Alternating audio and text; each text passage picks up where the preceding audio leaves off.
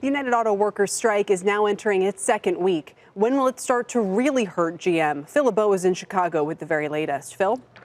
Kelly, you won't see the pain at General Motors, not in a huge way. I'm sure there's a little bit of pain right now, but in a huge way, you'd have to go out at least 4 or 5 weeks. That's the expectation of analysts who have been tracking the company and tracking this strike. As we enter the second week of no production there, remember, it's about 7,500 to 8,000 vehicles a day of production that General Motors is losing here in the United States. They're also losing production up in Canada, and as this drags on, that could also filter down into their plants in Mexico. Again, $50 to $100 million a day. That's the estimated impact on General Motors.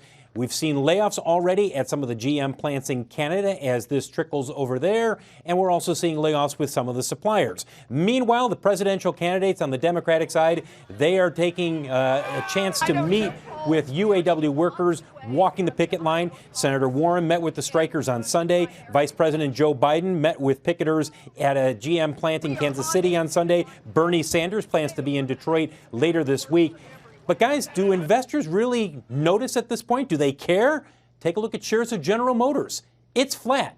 1 week into the strike, shares have done nothing. Yeah, there was a little bit of movement at the beginning of last week, and it came back at the end of last week. But generally speaking, this is not having a huge impact in terms of how investors look at shares of General Motors. That's because the third quarter impact expected to be limited at this point.